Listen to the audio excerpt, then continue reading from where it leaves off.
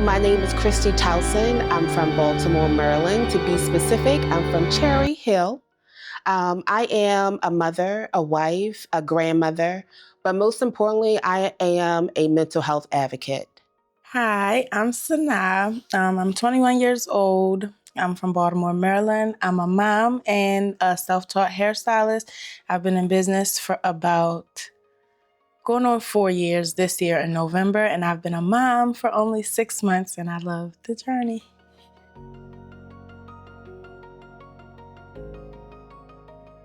Mental health for me is your state of mind and your overall well-being. Mental health means to me like your well-being in every aspect, mentally, physically, emotionally.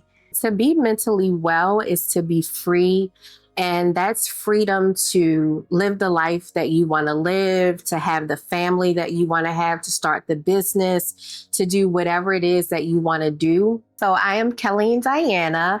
I am the proud founder of Green Heart University, where we certify women and men in mental health advocacy and coaching.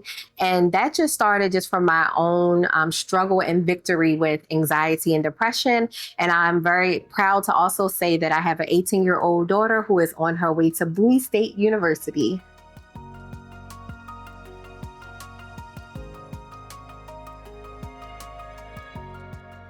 Feeling like I was going to die. So I started going to the hospital sometimes 2-3 times a day to the emergency room saying, something's wrong. I'm getting ready to die. I'm getting ready to die. And they did every scan, brain MRI, blood work, all kinds of different things. And it would always, everything would be negative.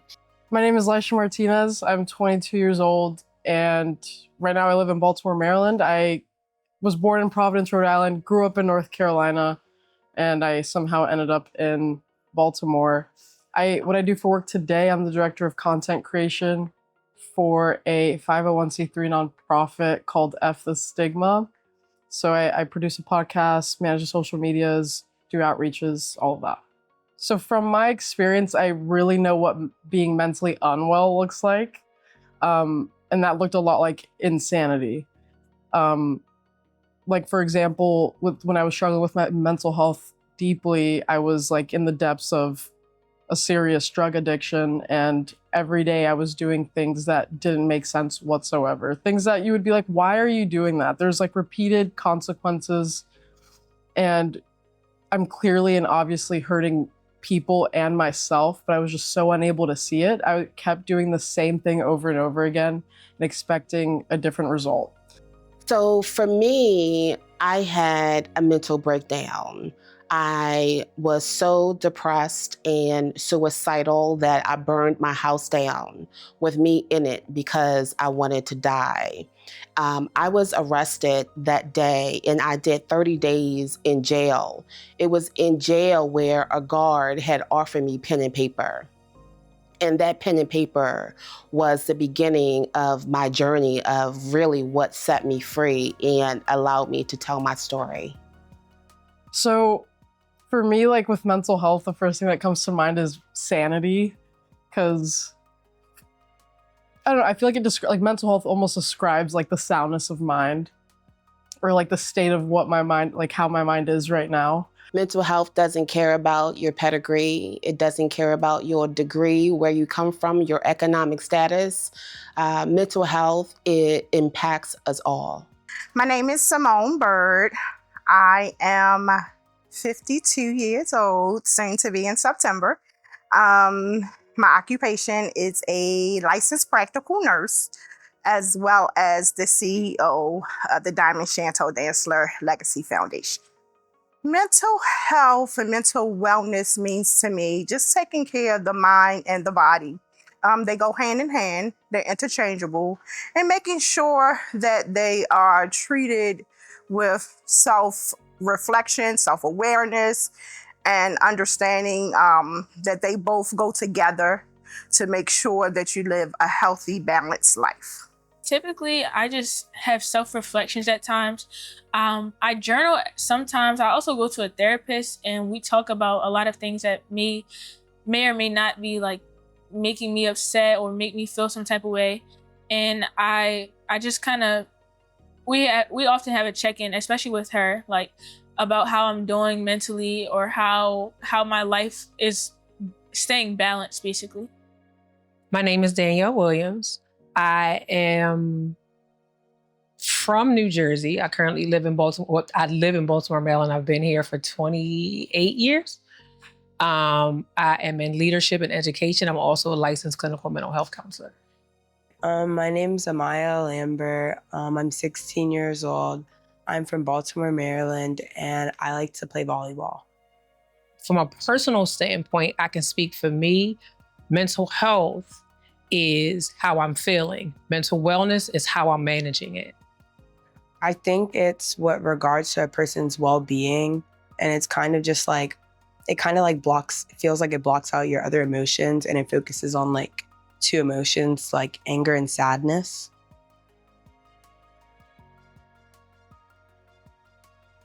That mental health is important. Mental health is very important within yourself and with others, because you never know what the next person is going through or has been through.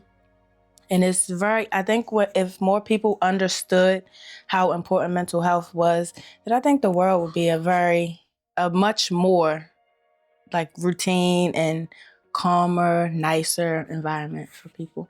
If you're not mentally well, you're not able to do a lot. And, it takes me back to a time when I wasn't mentally well and I was confined to my bed and I couldn't do anything. I mean, there was something inside of me that made me fight, but I wasn't free because I wasn't well enough to be free. A lot of people, for me, I really struggled with it looks one way for everybody, and mental health and mental illness looks different for everyone. Everybody experiences it differently. Everybody experiences happiness differently. Everybody experiences depression and anxiety differently. Well, some things I wish they really understand are that mental health and physical health go hand in hand. And that if you don't treat the mind, the body will fail. And if people learn that it's not a one-day fix, it's not a one pill fix, it takes time, it takes a commitment, and it takes a huge understanding about mental health. Depression has always been a thing. It's a chemical imbalance in your brain. And the brains, even though, of course, we can blame the new focus, social media. I think if you hear comparison is the thief of joy, so was depression. And social media has opened a space for women who have already had insecurities to allow them to grow. Unrealistic expectations and also the increased burdens on women and just what our expectations are. Sometimes I feel invisible because I feel like my friends don't go through the exact same things, and they try and compare like what they're going through to what I'm going through. So it makes it a little harder. And sometimes I feel invisible.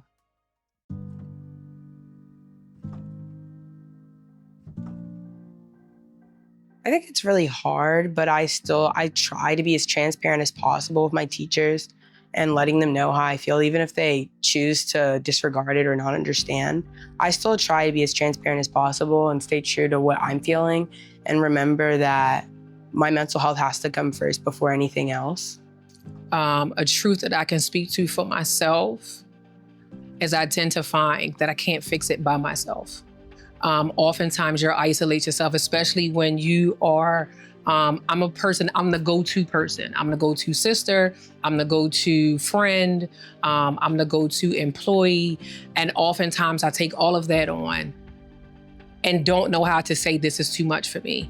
I need help. I'm overwhelmed. I'm not in a space that I can do that right now. So as a nurse, being in the field of mental health for over 25 years, I struggled with realizing my own mental health.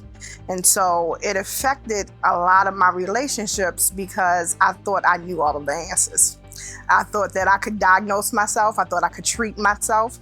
And in some way, I thought I could cure myself. But I remember how scary it was and how stuck and paralyzed I was. But I also remember the feeling inside myself that told me to fight. And it was something quiet, but it was there because the anxiety was so loud. But the feeling that I had to fight is what I held on to, because I knew that it was so much more for me than ER visits and panic attacks. So I fought, and now I'm here doing this because I held on to that feeling. I still kind of get stuck in those moments where I call them episodes, where I blow up and just ruin everything around me, literally. I could ruin everything around me off something so small. I felt like I was being a burden to people all the time. And then on top of me not feeling as very confident as myself, I didn't feel confident, and I felt like that was a burden. And I never took any action or anything, but I always concerned myself of what would people's lives be like if I wasn't here, in a sense. And so on top of the insecurity, on top of me already having insecurities of my parents or how other people perceive me, I was already going through a lot with feeling like a constant burden, or feeling like I was already lowering people down while I was at my lowest.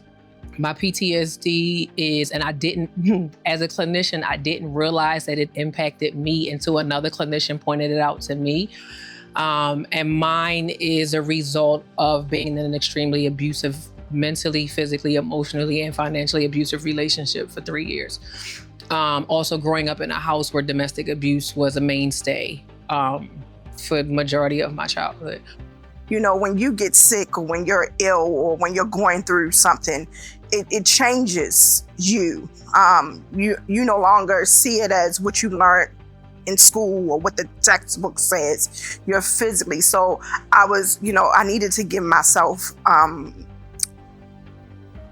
just needed to give myself some grace, and I couldn't. So I'm trying in this mental health journey to be a little bit more vulnerable, to be humble enough to admit that I'm not okay.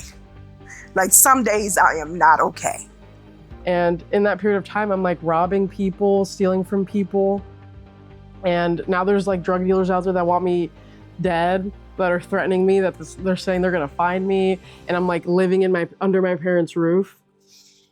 The consequences came very quick. Within a few months, we're getting in fender benders, and then within a few months, again, I got my first DUI. I was 17 years old.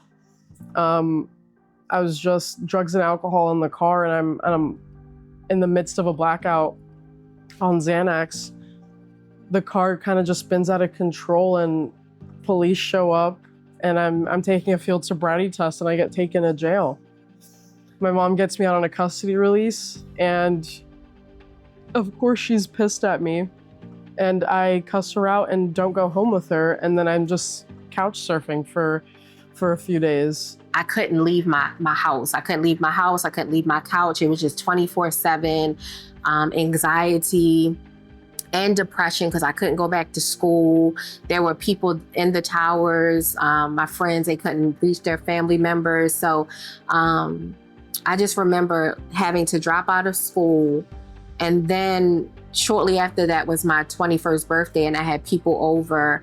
And I remember excusing myself from the party. I went upstairs, and I just remember having this feeling of my thoughts racing to the point where I couldn't control it. And then from there, my body just turned to dead weight. And I just remember trying to yell for help. But the music and stuff was playing downstairs, so they couldn't really hear me. So I tried to go back downstairs, and I fell from the top of the steps to the bottom of the steps. And I remember when I got to the bottom of the steps,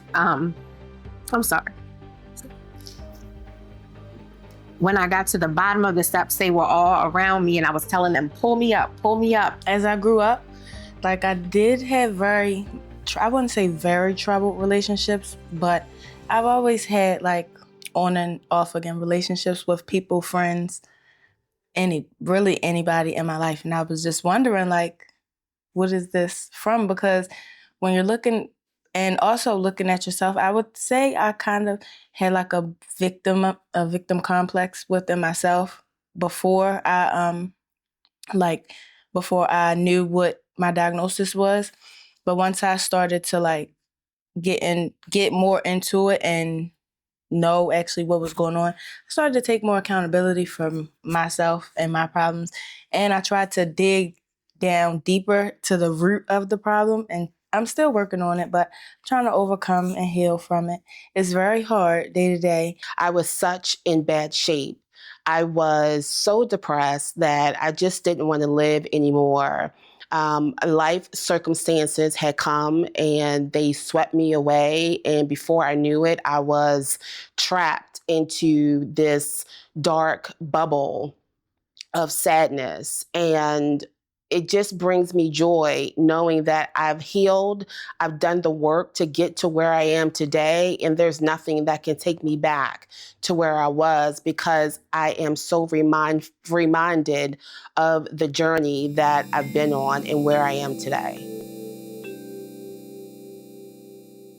Hi, I'm Courtney Robertson, and I'm the founder of IBIM Girls. Today, we brought to you a few amazing women to share with you their wellness and mental health journey. We hope that in some way they were able to inspire you, to encourage you, and to let you know that it is okay to not be okay if that's where you're finding yourself. We hope that this will create conversations around mental health that will help our communities destroy the stigmatism that mental health issues are a place that people can't thrive in, that people can't overcome. We want to make sure that we open this conversation to be one of transparency, one of vulnerability, one of love and support. So we're coming to you today with the hopes that if you are not okay, that you reach out to someone, whether it's a friend, a family member, a coworker, or a professional to let them know that you're not okay. Hoping to be able to get you the resources that you need to support you in a positive way. If you are a friend or a family member and you see that someone is not okay, then we encourage you to have a conversation with them and to pay attention. Don't let those moments go unnoticed. Allow those around you to understand that they are loved and they are supported. If you need additional resources, we have provided some resources for you that you can utilize and to support you and to support your family and those that you love. So again, as we close out, we want to thank you for your time and thank you for your support.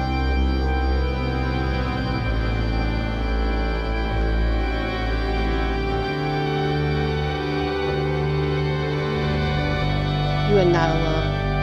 You are not alone. You are not alone. You are not alone. You are not alone. You're not alone. You are not alone. You are not alone. You are not alone.